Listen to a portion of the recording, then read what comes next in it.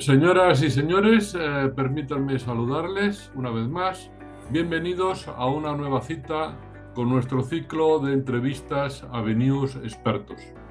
Queremos agradecerles y darles las gracias a todos los profesionales que nos siguen con este ciclo de entrevistas en YouTube y por las distintas redes sociales.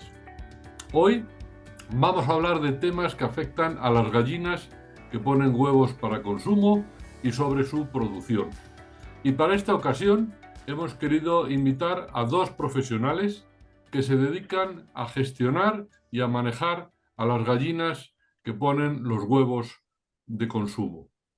Estamos seguros que nuestros invitados de hoy nos van a ayudar a aclarar puntos sobre distintos aspectos en la producción de estas aves.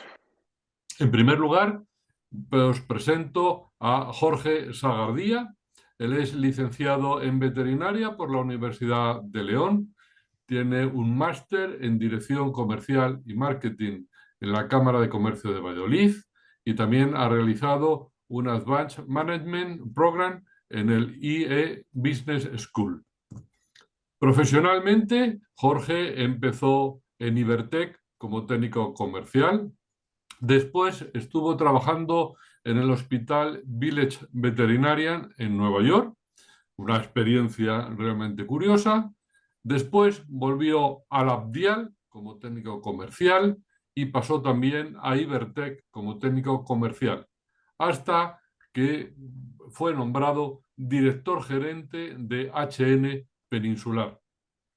Hoy en día, ya desde 2017, es director gerente del Abdial y unos años más tarde, además, es director gerente de Ibertec Sau. Jorge, muchísimas gracias por aceptar nuestra invitación a esta entrevista. Buenos días, José Luis. Gracias a ti y a todo el grupo AgriNews por contar con nosotros para esta entrevista y es un placer tanto para Sele como para mí poder estar aquí con vosotros y poder ayudaros en lo que sea. Así que gracias a vosotros por contar con nosotros. Perfecto, gracias, Jorge.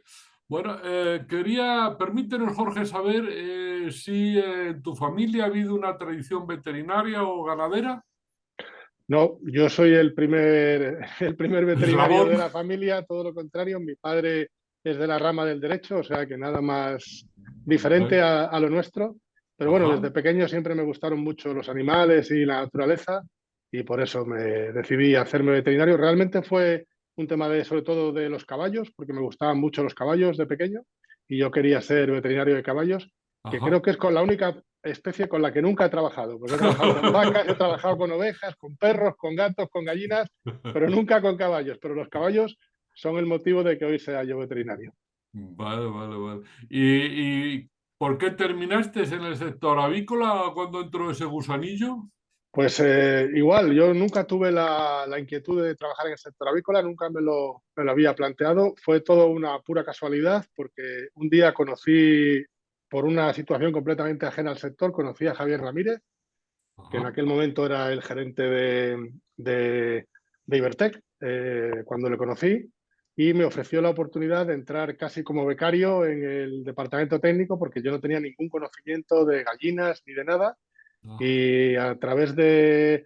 Me pilló en un momento en el que yo no tenía muy claro a dónde dirigirme profesionalmente, venía de unos años en clínica veterinaria de mascotas, pero aquello no acababa de engancharme.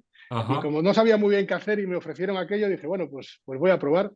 Y fíjate, de aquello fue en el año 2004, han pasado casi ya 19 años y aquí seguimos. O sea, que me enganchó, me enganchó. Te enganchó. Bueno, bueno, perfecto. Oye, ¿y si volvieras a la universidad o repetirías profesión y sector o te irías a los caballos?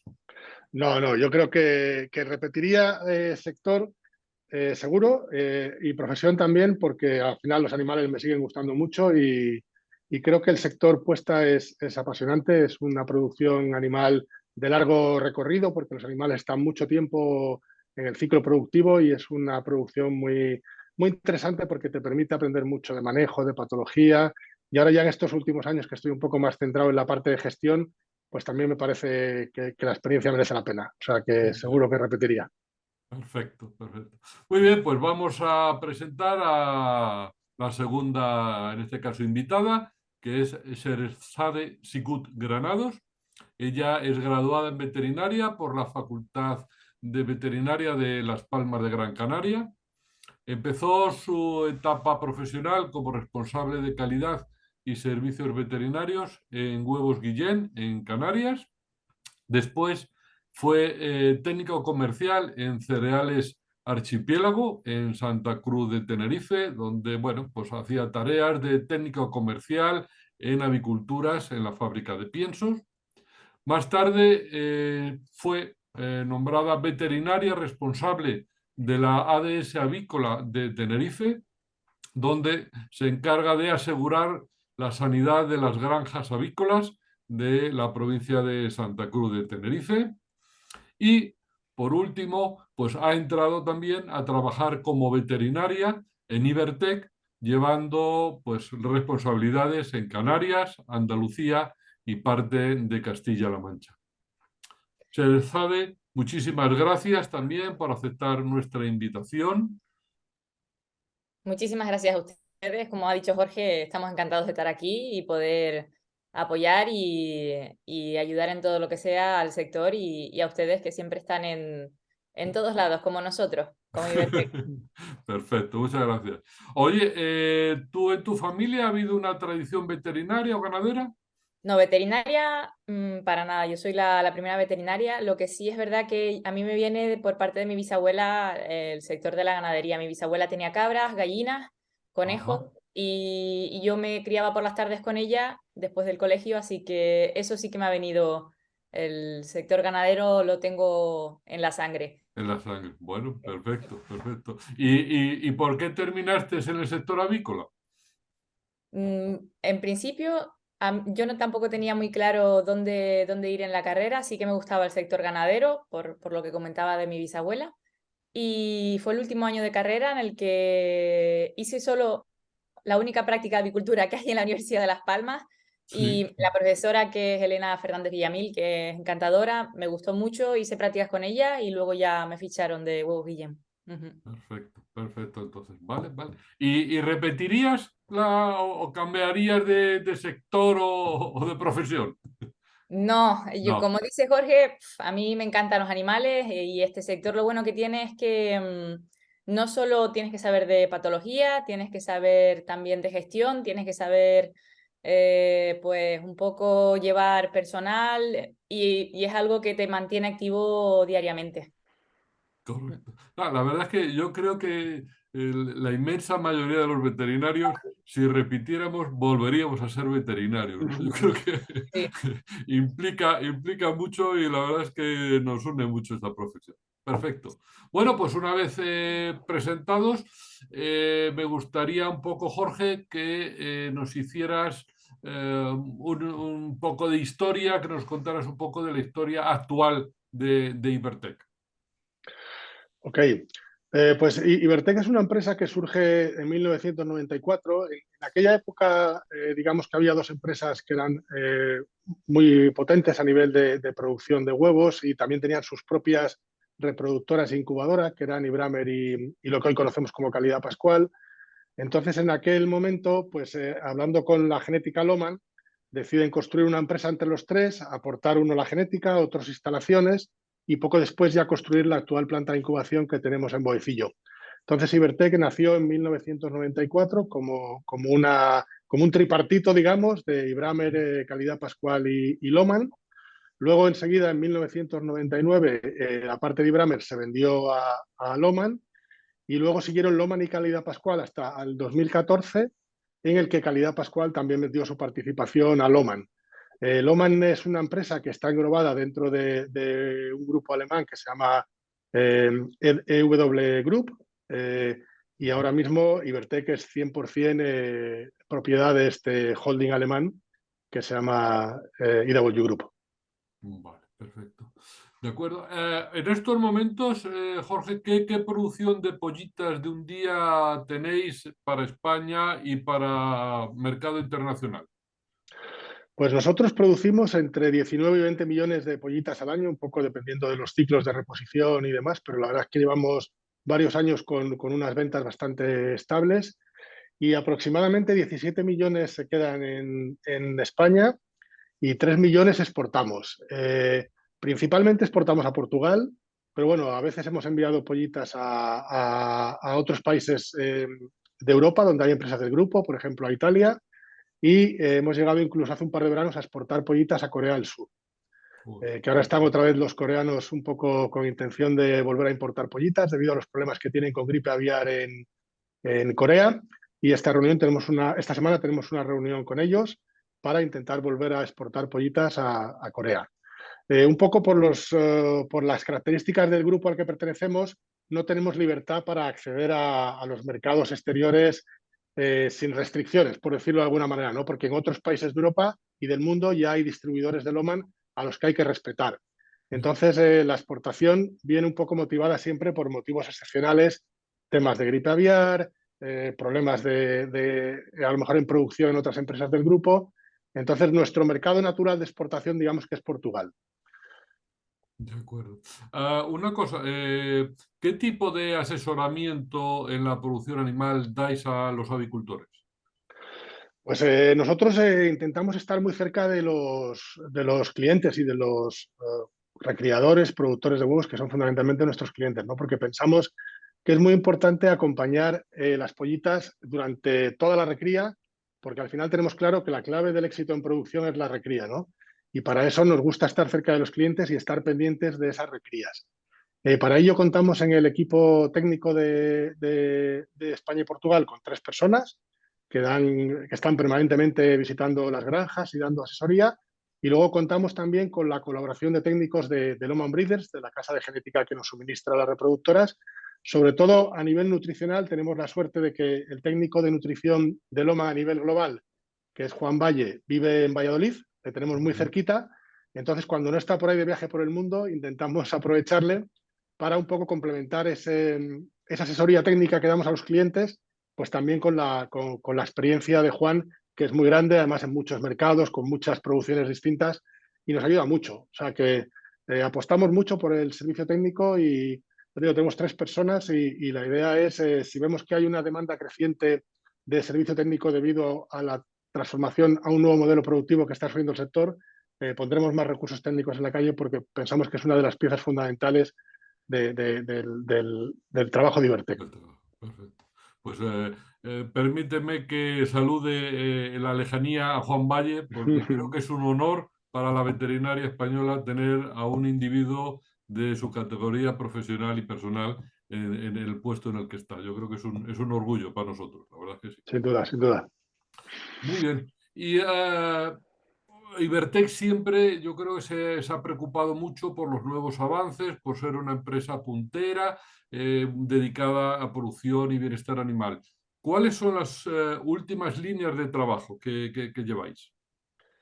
Así, yo creo que a nivel de Ibertec, así como más novedoso, lo último que hemos hecho, hace un par de años introdujimos una nueva estirpe en el mercado peninsular, que es la Loman Black. La Loman Black es una gallina un poquito más rústica que digamos que la Loman Brown. Está un poco enfocada pues a esos productores a lo mejor que buscan algo diferente, ¿no? Una gallina que es más vistosa, es más bonita, por decirlo de alguna manera, y se adapta mejor es más grande, come más, entonces se adapta mejor un poco a ambientes un poco más rústicos.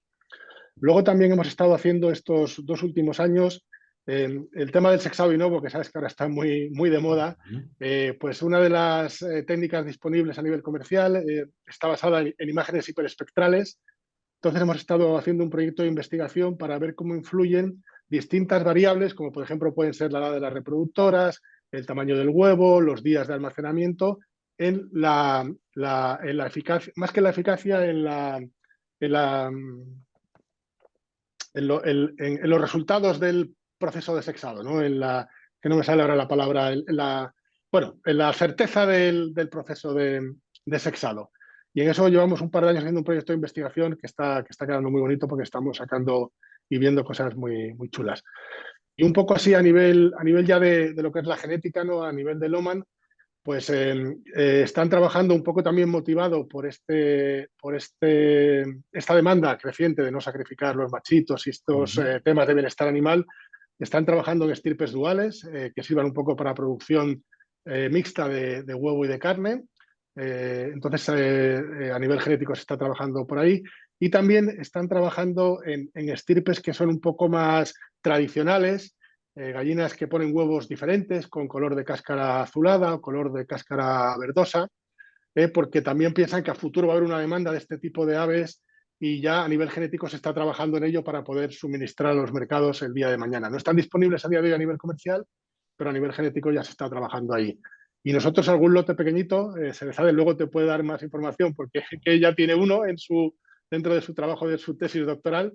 Estamos también haciendo alguna prueba de campo un poco por tener información real de lo que esas estirpes que a futuro estarán disponibles, pues podemos esperar de ellas. Perfecto. La verdad es que, Jorge, es decir, con todo lo que estás contando, el puesto de gerente, la verdad, tiene que tener unas complicaciones monstruosas, ¿no? La verdad es que te tengo que felicitar porque aguantar toda esa serie de temas, etcétera, aunque lleves todo el equipo que llevas, pues es complicado, ¿no? Bueno, y es bonito, tenemos un muy buen equipo y la verdad es que se pasan las semanas entretenidas. Eso sí. Se pasan las semanas entretenidas y rápidas. También Sí, rápidas. sí, Oye, sí, Jorge, claro que ¿y sí. cuál ha sido el momento profesional más difícil que has tenido? Pues mira, he tenido un momento profesional que es más bien personal y humano, muy duro hace poco, porque un trabajador de Ibertec que perdió a un hijo de 5 años por una enfermedad muy rápida y ese momento de acompañar a esos padres en el entierro de su hijo realmente fue durísimo para mí como representante de Ibertec y de apoyar a un trabajador de Ibertec, ¿no? A nivel humano fue para mí Fue lo muy más duro. difícil que he vivido en todos estos años. Y luego a nivel de profesional, ya más de lo que tiene que ver con nuestro día a día, pues sin duda para nosotros las casas de genética estamos sometidos a una permanente presión que es la contaminación de los lotes de reproductoras y o de la sala de incubación, ¿no? Entonces, en momentos en los que hemos pasado por situaciones de este tipo que te obliga a sacrificar lotes de reproductoras muy jóvenes porque se contaminan con un micoplasma o a cerrar la planta de incubación porque tienes la mala suerte de que esté contamina con una salmonela, pues la verdad es que te trastocan completamente tu planificación, tu trabajo, tu capacidad de suministrar a los clientes las pollitas y son difíciles, son momentos difíciles. Pero bueno, hay que gestionarlos también y Correcto, llevarlo correcto, adelante de correcto. la mejor manera posible. Oye, Jorge, ¿y del día a día qué es lo que menos te gusta? Lo que menos me gusta, la verdad es que no lo sé. A ver, nosotros tenemos un trabajo muy variado porque tenemos que hacer trabajos de planificación, tenemos que estar pendientes de las nuevas demandas que puedan surgir de nuestros clientes por condicionantes del mercado, tipo esto que estamos hablando de Sexavinovo, de otras estirpes, hay una parte de gestión de personal que es un trato muy humano con los trabajadores. No hay ninguna que me disguste más que la otra. Todo es parte del trabajo y así lo entiendo. A ver, la parte del veterinario siempre está ahí, ¿no? Cuando se trata de tratar con animales y pues eso me gusta más, porque oye, al final uno, como tú dices, es veterinario vocacional y la parte de animales, pero también me gusta mucho la parte humana de la gestión de personal y de poder ayudar a gente joven a desarrollarse y a proporcionar las herramientas para que puedan progresar profesionalmente y no sé, no hay una parte que me disguste más que otra, yo creo. Te veo muy diplomático, ¿eh? La respuesta, ¿eh? Bueno, no, hombre, a ver, ya sabes que problemas siempre hay en las empresas, ¿no? Y efectivamente los problemas pues no son agradables muchas veces de gestionar, pero lo entiendo como parte del trabajo y ya está, Ya que- pues claro. Pero lo que te digo, cuando hay que tomar la decisión de sacrificar un lote de reproductoras que supone una pérdida económica para la empresa altísima, pues agradable no es. ¿Te gusta eso? Pues son decisiones que no me gusta tomar, pero son necesarias, ¿no? Pero hay que Dentro de lo tomar. que es la gestión de la empresa y un poco sabiendo que nosotros tenemos una reputación en el mercado en base a una serie de características que ofrecemos a los clientes y eso pues conlleva a veces decisiones de este tipo. De acuerdo. Bueno, pues permíteme que entremos un poquito en hablar de avicultura alternativa. Ujú. ¿Cuánto de vuestra producción es para el mercado que se llama alternativo? Pues exactamente no te podría decir porque no llevamos un registro, digamos, de qué parte de la producción va alternativo y no va alternativo. Estadísticamente, de los últimos datos que hay publicados por la Unión Europea, que son del 21, en España teníamos un 73% de producción todavía en jaulas y en Portugal un 75%, que son nuestros dos principales mercados. Nosotros vendemos aproximadamente el 45% de las pollitas de un día que se venden en España y Portugal.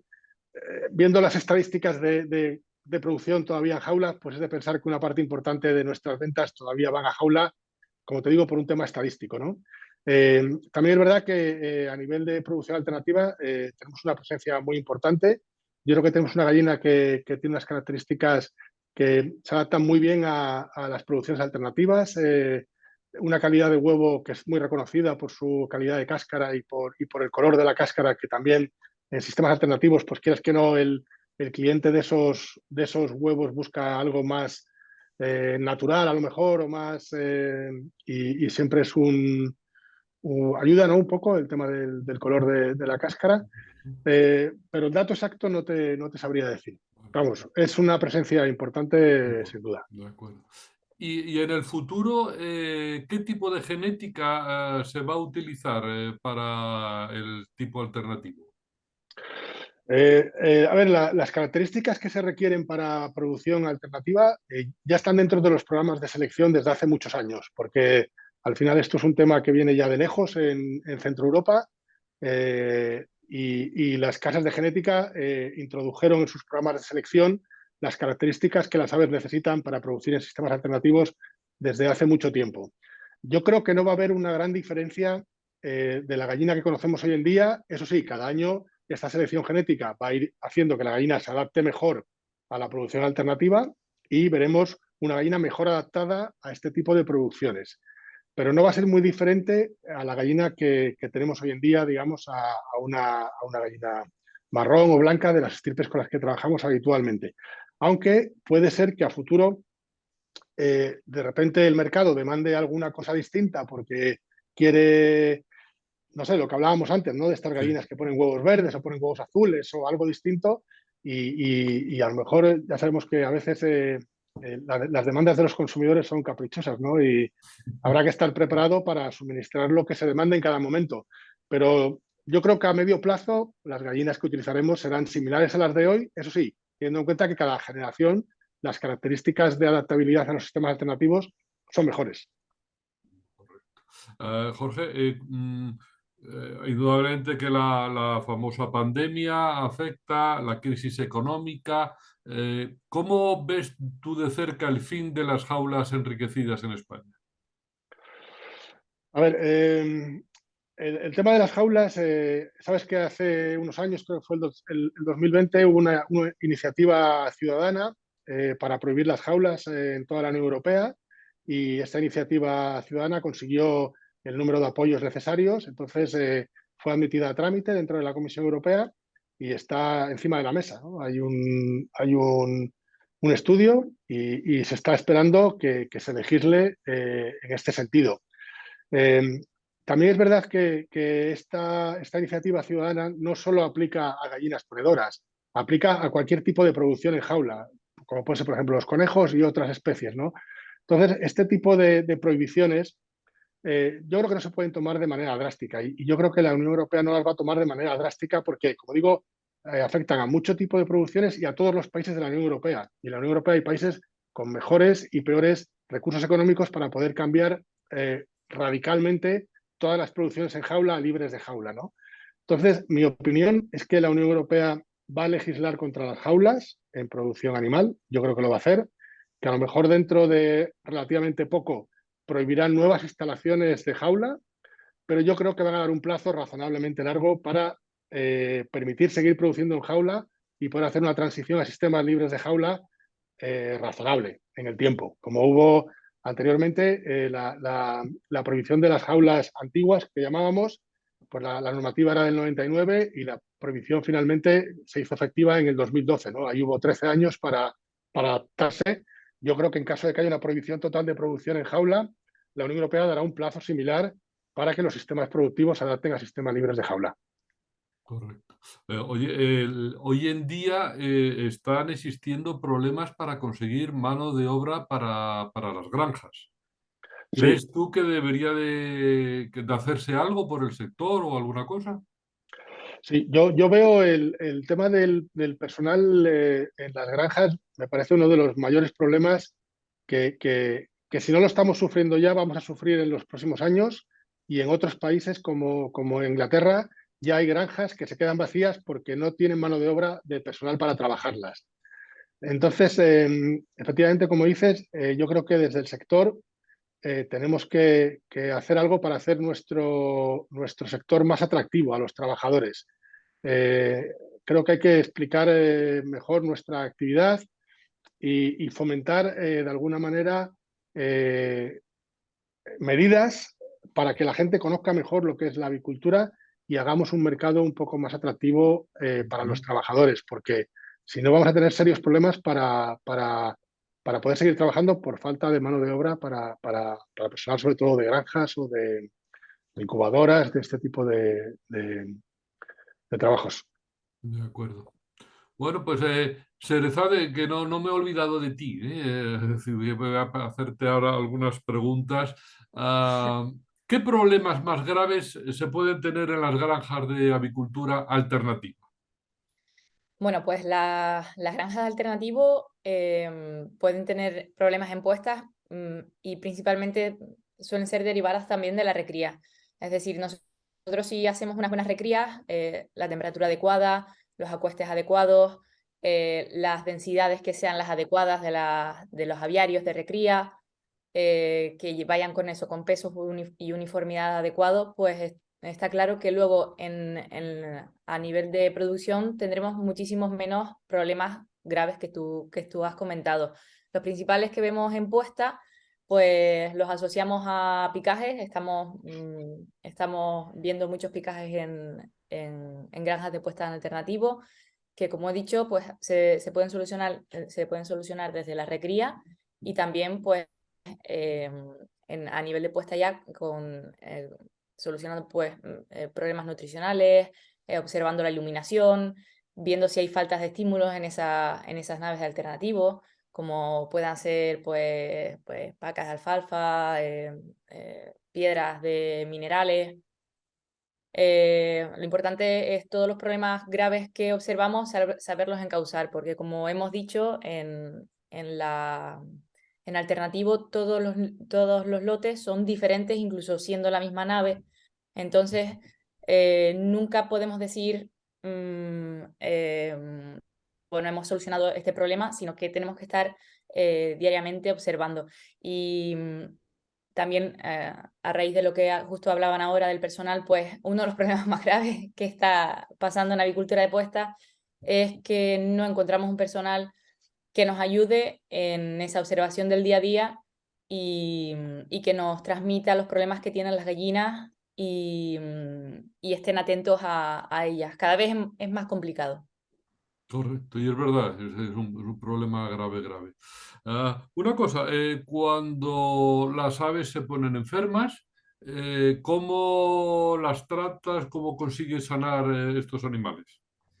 Bueno, dependiendo de si se ponen enfermas parásitos, bacterias, virus, dependiendo de lo que hablemos, ¿no? Pero sí es cierto que tratamos de recomendar las medidas preventivas ante todo, como vacunaciones, desinfecciones periódicas, la bioseguridad es muy importante, ácidos orgánicos pues en agua, en pienso, probióticos.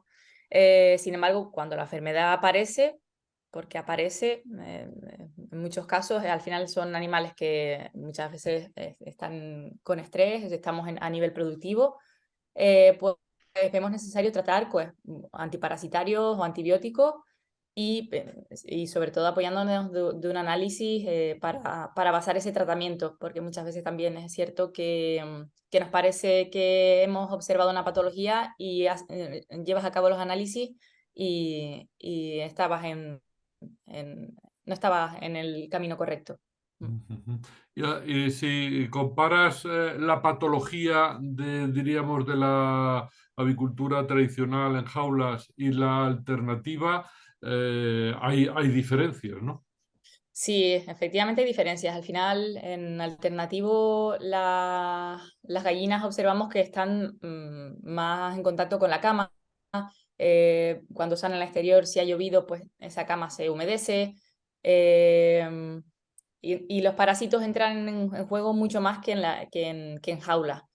Sin embargo, si una granja de alternativo hace buenas limpiezas, vacíos sanitarios adecuados, vacunaciones adecuadas, eh, para la, eso también es importante, una vacunación adecuada para la patología que tienes en tu explotación, que eso muchas veces no hacemos unos planes vacunales muy generales y vamos viendo nuevas cepas, nuevas y no las introducimos en nuestro plan vacunal, eso es algo importante.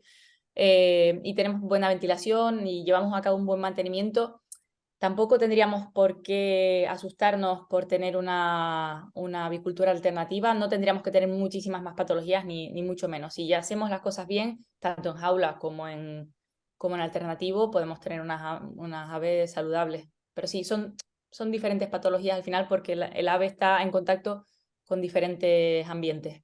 Mm. Correcto. Vale. Os ayudáis, me imagino, de laboratorios de diagnóstico. ¿Tenéis en la propia empresa o también utilizáis otros como pues el CCAP, el CESAC, etcétera?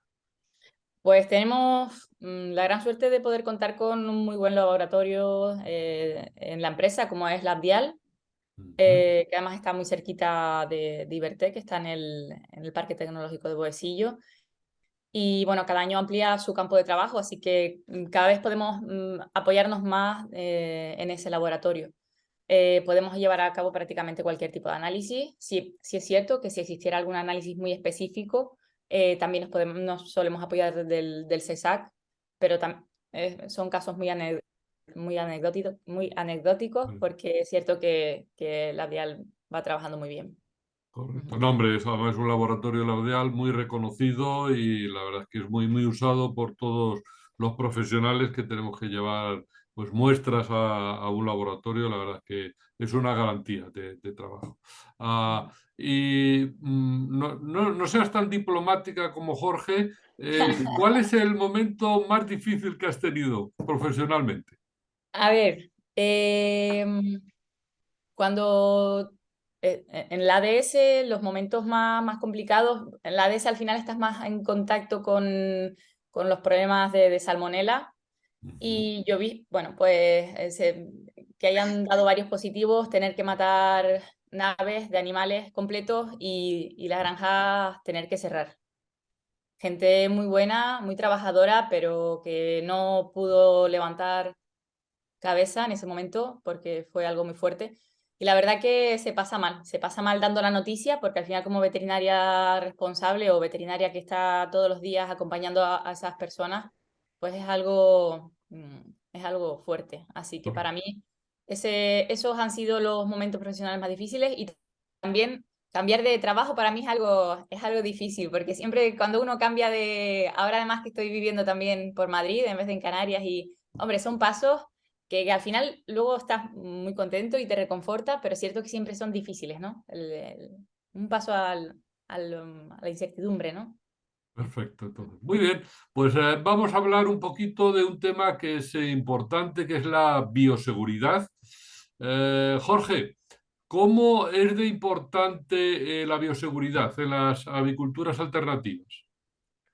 Bueno, yo creo que la bioseguridad es importante en todas las aviculturas, porque al Sí. final estamos viendo desgraciadamente estos últimos años, o entre el 21 y entre el 22 y ahora y a ver qué pasa este año, la peor epidemia de gripe aviar de la historia. O sea, está ya documentada, es la peor epidemia de gripe aviar de la historia. Y al final los virus afectan a las producciones alternativas, a las no alternativas, a la genética, a cualquiera. Nadie está libre de que pueda sufrir un problema por un virus tan grave como el de la influenza aviar o por cualquier otro patógeno, ¿no? Y al final la bioseguridad pues, es la herramienta que tenemos para minimizar ese riesgo. El que tenga más medidas, pues minimizará más y el que tenga menos pues minimizará menos el riesgo, pero creo que es fundamental. Hoy en día, como dice Sere, hay enfermedades mira, yo recuerdo una cosa que decía mucho Javier Ramírez, que era gerente antes de Ibertec, que ahora, como sabes, está ya en Alemania trabajando para las empresas de genética del grupo. Él decía que lo que cierra una empresa de avicultura no es un año malo de ventas o un año bueno, es una enfermedad. O sea, una enfermedad, como ha dicho antes Ere, te puede cerrar una empresa. Tú tienes una enfermedad de declaración obligatoria, de sacrificio obligatorio, y hay empresas que luego no son capaces de volver a retomar la actividad, ¿no? Entonces, herramientas que tenemos frente a este tipo de eventos es la bioseguridad. La bioseguridad y luego, pues, a lo mejor para enfermedades menos graves, las vacunas y otras herramientas, ¿no? Entonces, yo creo que, vamos, desde luego en nuestra empresa es de lo más importante y a lo que dedicamos muchísimo dinero y muchísimo tiempo de formación, tanto de granjeros, de choferes, de todo el personal, para realmente que interioricen el que la bioseguridad es una parte fundamental de la supervivencia de la empresa, porque un problema nos puede llevar a una circunstancia terrible. Terrible. Totalmente de acuerdo contigo y además diría, hay algunas veces que uno escucha, para mí un craso horror, es decir, que, bueno, que la alternativa, como los animales no hay tanta densidad, como son menos animales, que no es tan importante como cuando hay mucha densidad de aves, etcétera. Y yo creo que eso es un error, ¿no? Sí, sí. De hecho, mira, el último foco que ha habido de gripe aviar en España, que nos ha afectado Sí. en cierto modo, porque es muy cerca de aquí de nuestra incubadora, era una explotación de 1.500 ocas al aire libre. O sea, fíjate, un número muy reducido de animales. En principio, pues oye, ha tenido la mala suerte de ser afectada por la influenza aviar, ¿no? Entonces, yo creo que lo que te decía antes, la bioseguridad yo creo que es fundamental en cualquier tipo de producción avícola. Eh, ¿Más importante la alternativa que la otra? No creo. Yo creo que todos tenemos que ir. Hay una persona de la que yo he aprendido mucho, es José Pedro Sacristán, que le conoces bien, que es el Sí. director de Loman Breeders en España, que es un gran veterinario de avicultura, y él siempre dice que hay que ir a lo máximo que uno pueda. O sea, ¿qué es lo máximo que puedo aplicar yo de bioseguridad en mi explotación, teniendo en cuenta las características de mi explotación? Pues ese es mi objetivo, ir al máximo que yo pueda. ¿Puedo aplicar la misma bioseguridad en una granja de 1 millón de ponedoras que en una de 10.000 reproductoras? No, evidentemente no, por las propias características de la actividad. Pero dentro de todo lo que pueda hacer con 1 millón de ponedoras, voy a ir a por ello. Y voy a poner todos los recursos que pueda para ir a por ello. Y yo creo que eso tiene que ir en el ADN de cualquier producción avícola. Correcto. Pues aprovecho para darle un abrazo a José Pedro también, así que me quedo satisfecho con ello.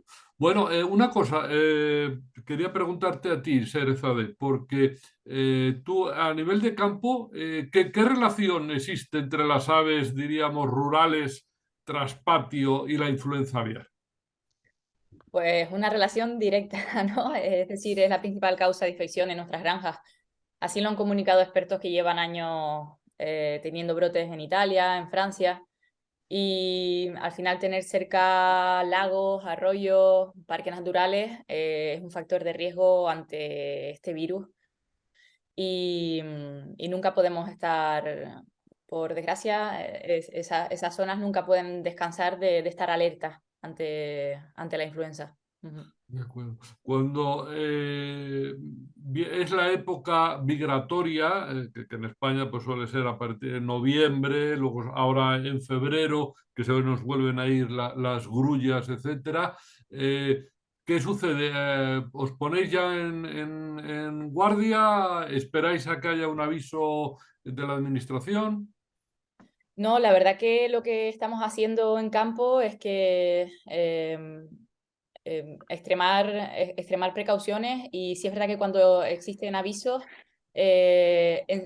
nosotros aconsejamos encerrar las aves de manera preventiva, porque sí es cierto, aunque es verdad que en los mayores focos que hemos tenido en ponedoras ha sido en naves cerradas, de jaula, no en campero, eh, vamos, no en alternativo.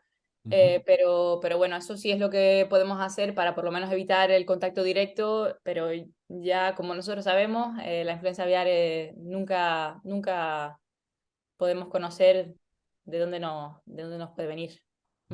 Esto, cuando el encierro de las aves por temas, etcétera, ahora mismo está la influenza está en toda Europa muy grave, está afectando muchísimo. Hay países en que, bueno, pues hasta faltan huevos en estos momentos en los grandes superficies, en los supermercados, pero no hay veces que a lo mejor también se aproveche para abusar un poco del encierro de las aves, evitar problemas, etcétera, o no? ¿O tú crees que realmente se están haciendo las cosas bien? Hombre, hay de todo, ¿no? En general se hacen las cosas bien, pero es cierto que, bueno, sí se puede aprovechar un poco más para encerrar a las aves y que al final el encierro de las aves lo que supone es que estén más centradas en comer y en poner, ¿no?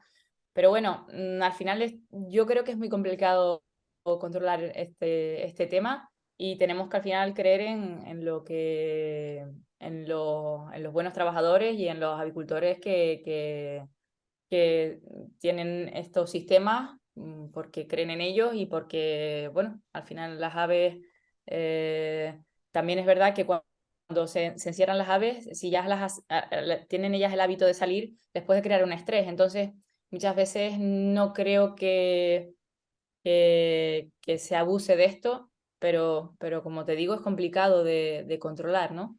De No sé acuerdo. qué opinas, Jorge, en este tema, sí, qué piensa él de si se puede controlar fácilmente o... Hombre, aquí hay un problema con el tema de encerrar las aves, que es las semanas que te permiten tenerlas encerradas sin perder sin que pierdas, digamos, el que vende huevos camperos, ¿no? Sin que pierda la posibilidad de seguir vendiendo sus huevos como camperos o huevos ecológicos sin que, sin que siga perdiendo la capacidad de venderlos como huevos ecológicos, ¿no? Eh, Al final, estas medidas vienen de los que digamos, desarrollan son epidemiólogos que creo que tienen un conocimiento muy superior al que pueda tener yo o al que podamos tener nosotros de- del comportamiento de los virus, de las aves silvestres y demás. Eh, no lo sé, yo viendo un poco las consecuencias y el nivel tan grande de riesgo que ha habido con la cantidad de aislamientos que se han hecho en aves silvestres, viendo que durante este verano hemos tenido focos, que podemos pensar que el virus no se ha acabado de ir y No, ya no claro. viene con las aves migratorias, sino que permanece. Mira, ayer estaba hablando con con un veterinario de un laboratorio y me decía que en Galicia habían encontrado un montón de albatros que eran positivos. Los albatros no se suelen acercar a la costa y estaban Ujú. apareciendo en las playas gallegas albatros muertos y cuando los chequeaban pues encontraban que eran positivos a influenza aviar. Entonces sabemos que el virus está en las aves silvestres en momentos de alto riesgo, como puede ser el clima este de invierno, que favorece un poco la transmisión del virus más que el clima más seco. El tener precaución y tener las aves encerradas es difícil juzgar si es un exceso o un defecto. Claro. ¿Quién corre el riesgo, ¿no? De que pueda pasar algo? Porque como hemos visto, las consecuencias son dramáticas para cada sufre. Mm. Correcto, correcto. Bueno, has hablado de gallinas camperas, etcétera. Quería comentar, hablemos de certificaciones. Jorge, ¿qué tipo de certificaciones a nivel europeo tenemos en estos momentos? Eh, a ver, en Europa hay algunos países que tienen, como dices, certificaciones de bienestar animal un poco para diferenciar los productos en los supermercados en base a una serie de características de producción, ¿no? Yo creo que los más conocidos son el CAT de Alemania, que es un sistema, una certificación alemana, y luego en Holanda tienen el sistema que llaman Better Leven, que a mí este sistema me parece muy interesante porque es un sistema de distintos niveles, ¿no? Entonces tú tienes una, dos o tres estrellas en función de distintas características que tiene que cumplir tu sistema de producción. Entonces, es una manera de darle un valor al que hace un esfuerzo a lo mejor mayor a nivel de menor densidad de aves o de otra serie de características, darle un mayor valor para aquellos consumidores que realmente están demandando ese tipo de producto, ¿no? Y están dispuestos a pagar un poquito más por ello. Es una manera de justificar este valor añadido a un determinado producto, porque El otro día había un productor que me hacía una reflexión que me pareció interesante, porque me decía que estamos perdiendo un poco el valor añadido del bienestar animal, ¿no? Aquí hablando de las producciones en España, ¿no? Porque aquí lo que tenemos es, hay una certificación ecológica que está claramente diferenciada, que la certifica el Ministerio de Agricultura, y luego a nivel del otro tipo de producciones, lo que tenemos es una certificación muy genérica en bienestar animal que aplica a cualquier tipo de producción, ¿no? Ya sea campero, ya sea código 2, ya sea producción en jaula, tú puedes certificar tu explotación en bienestar animal, que está fenomenal, porque oye, eso implica cumplir una serie de condiciones que realmente están garantizando que en cada sistema de producción el bienestar animal de los animales está siendo garantizado, pero todo se difumina bajo la misma marca, ¿no? Digamos que perdemos un poco el valor del bienestar animal porque todo está certificado. Que está muy bien que esté certificado, porque lo digo, porque implica que hacemos un esfuerzo por tener un nivel mayor de bienestar animal, pero perdemos un poco el potencial del valor añadido del bienestar animal. Y esta reflexión que me hacía este productor me pareció interesante y me pareció que era interesante este sistema holandés comparado con lo que estamos haciendo aquí, porque te permite en estos distintos niveles darle un valor añadido a aquel producto en el que el productor hace un esfuerzo añadido también. Un ejemplo muy claro es el tema de densidad, ¿no? Tú metes menos gallinas en el mismo espacio, evidentemente tienes menos producción, pero esa producción te la pagan mejor porque el consumidor entiende que con menor densidad la gallina está mejor. ¿Qué es lo que el consumidor entiende? Que luego podemos entrar en el debate de si realmente está mejor o no, porque ese es otro debate. Pero al final lo que tenemos que suministrar a los supermercados es lo que los clientes de los supermercados están demandando, y en estos países centroeuropeos el consumidor demanda eso y el consumidor paga más por eso. Y aquí a lo mejor estamos perdiendo un poco el potencial de diferenciar este bienestar animal para que los consumidores que realmente lo demandan paguen un poco más por ello.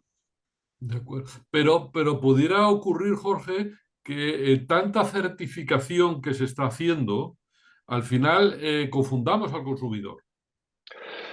Seguramente, yo creo que hay que hacer más pedagogía, hay que explicar mejor. Mira, yo lo veo muy fácil en mi casa. Con mi mujer yo le he explicado 300 veces lo que son los distintos tipos de producción, y cada vez que le pregunto que me diga la diferencia entre el 3 y 2, no sabe decírmelo. Y está conmigo en casa, se lo he explicado. Yo creo que la mayoría de consumidores no tienen muy claro lo que compran. Hay que hacer una labor de educación de la población.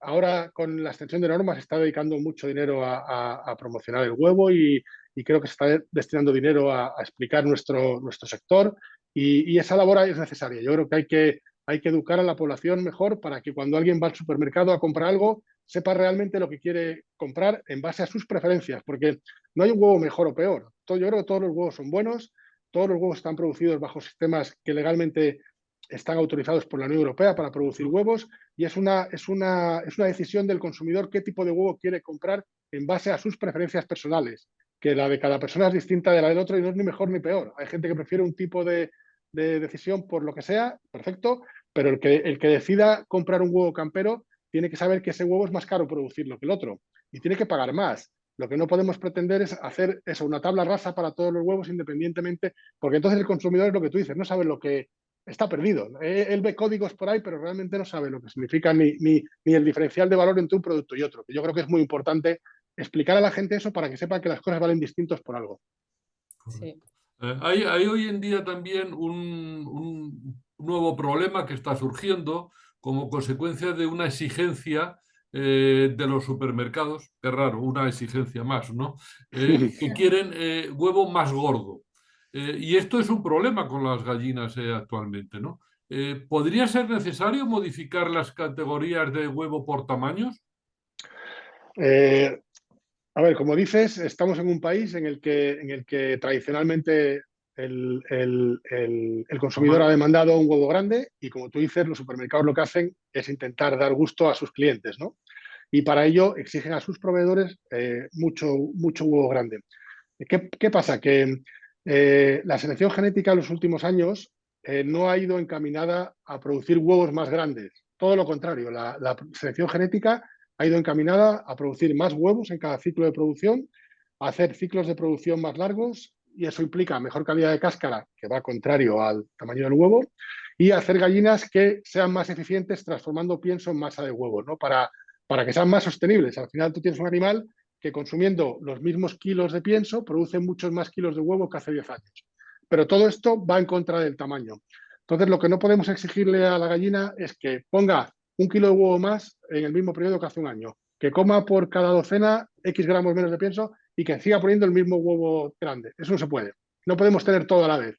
Entonces, al final, como dices, yo creo que sería bueno plantearse si hay que reformular las categorías de huevos, porque al final lo que un XL de más de 73 gramos actualmente, a lo mejor un XL tiene que ser a partir de 70 o a partir de 69, no lo sé, pero hay que ver un poco las características productivas de las gallinas actuales y yo creo que hay que adaptar las categorías de distintos gramajes de huevo a la capacidad productiva de estas gallinas, porque no podemos pedirle a una gallina que ponga lo que no puede poner genéticamente. Hay distintas herramientas a nivel de nutrición, a nivel de manejo, que te permiten optimizar un poco el tamaño del huevo, pero hasta un límite. Y ese límite tiene un techo, no puedes ir más para allá. Entonces, al final, es lo mismo, es un tema de educar al consumidor y decir, oye, pues las gallinas, a partir que antes producían los huevos extra grandes, los considerábamos de más de 73, pues ahora los vamos a considerar a partir de más de 70.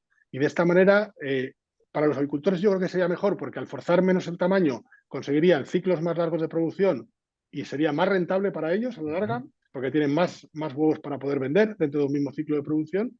Y al final, yo creo que la selección genética hacia donde va es a que cada vez nos cueste más conseguir ese tamaño de huevo grande que se conseguía en el pasado. De acuerdo. Bueno, pues vamos a hablar un poquito de manejo de gallinas en la recría. Sherezade, ¿cómo es este manejo de las recrías? ¿Qué destacarías más en esta fase? Pues no puedo destacar un factor solo, entonces voy a comenzar por el principio, ¿no? Valga la redundancia. En primer lugar, las densidades. Al final tenemos que siempre tener en cuenta las densidades antes de meter las pollitas. También el transporte a granja tiene que ser adecuado, temperatura adecuada.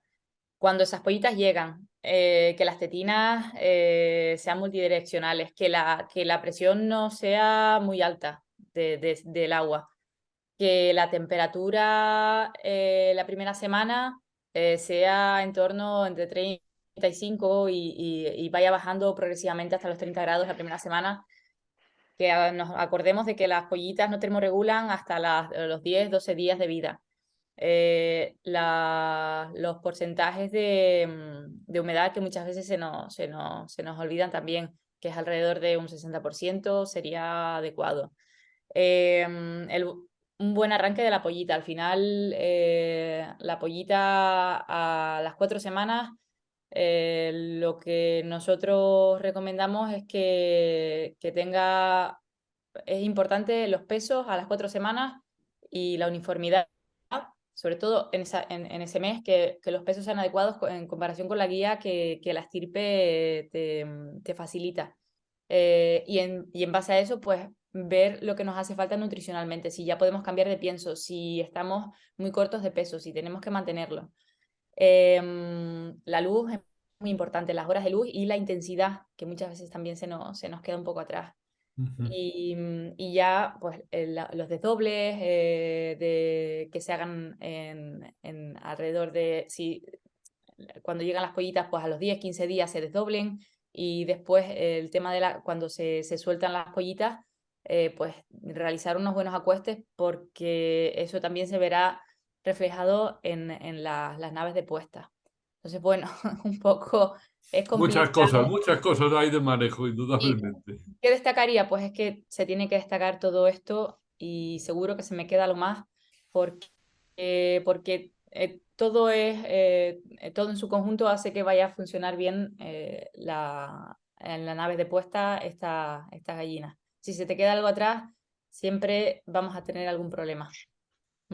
Además, estoy totalmente de acuerdo contigo, es decir, el manejo en la recría es fundamental para que luego tengamos una apuesta adecuada, ¿no? Y en esta apuesta, ¿qué destacarías tú? ¿Qué manejo destacarías más importante?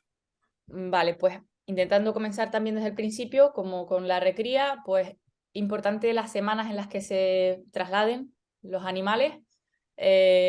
Pues alrededor de las 16 semanas sería genial, ya que así tienen un periodo de adaptación en la nave de puesta.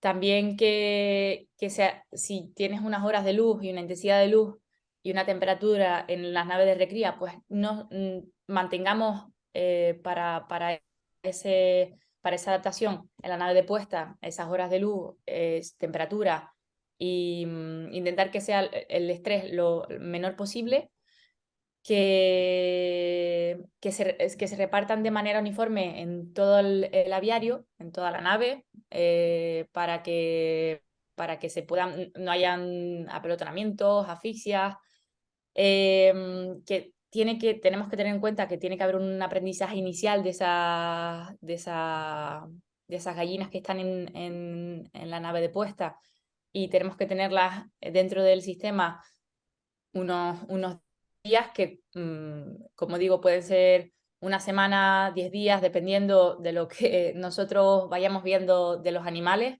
dependiendo de las densidades. Si vemos que están dentro del sistema muy apretadas, pues ya tenemos que soltarlas. Pero bueno, sí mantenerlas para que ellas entiendan dónde está la comida, el agua, y la zona en la que ellas tienen que irse a dormir.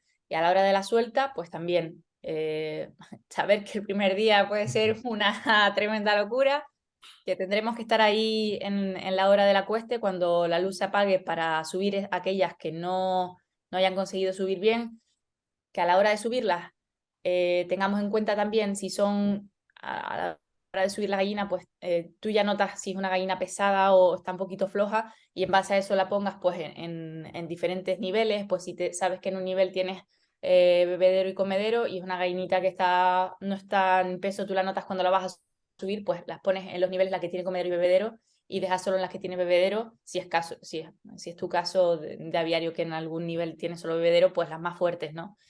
Es que son muchas puntualizaciones dependiendo de la nave de puesta a la que vayan, pero bueno, es un poco una idea, ¿no?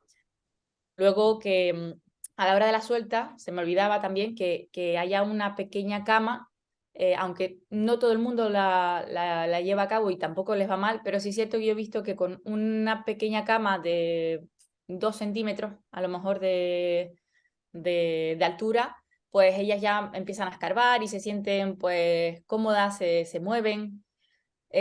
También observar eso, cuánto están moviendo, si logramos que se suban adecuadamente, si realmente nos hace falta poner alguna percha más o alguna,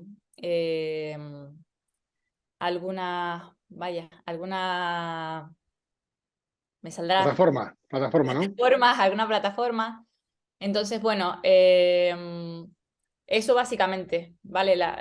La iluminación, la temperatura, en la recría y en la puesta son los mismos parámetros, eh, en diferentes niveles, por supuesto, no las mismas temperaturas, no la misma iluminación, no la misma cantidad de horas, no la misma, pero todo al final en alternativo es mucho sentarse y observar, y que en cada casa manda el que lleva más tiempo observando. Yo muchas veces vengo con mi mochila y con mi libro y mi teoría muy aprendida, pero luego voy a la casa de algún avicultor y me dice, oye, que esa teoría aquí no va, porque si hago esa teoría, las gallinas me dejan de comer por lo que sea. Entonces, bueno, pues observar y estar atento a esos parámetros, a esos factores que acabo de comentar. De acuerdo.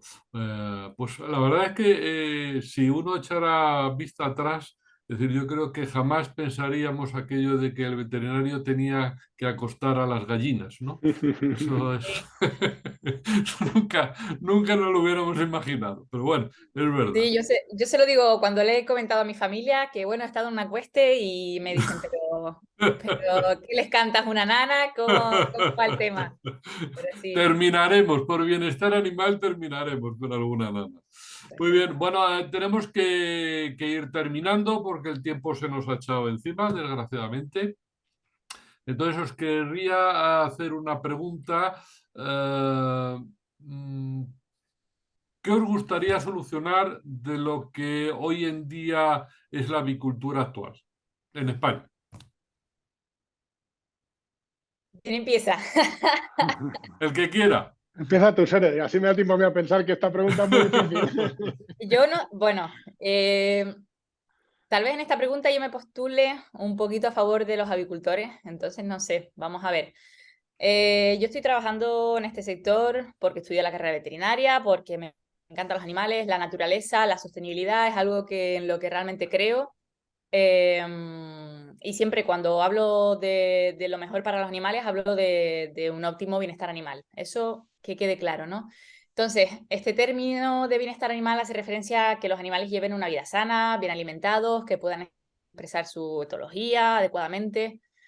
Pues yo creo que lo que a mí me gustaría solucionar es que la normativa en avicultura no humanice ni añada sensibilidades a las aves que no se ha comprobado científicamente que posean. Es decir, yo abogo por lo mejor para los animales, pero sin olvidar que hay muchas personas que necesitan comer en el mundo, que los sistemas alternativos dan lugar a producciones más costosas para el bolsillo de los consumidores, que no todos se pueden permitir, y que las normativas deberían ser redactadas por personas con conocimientos sobre bienestar animal y de ganadería.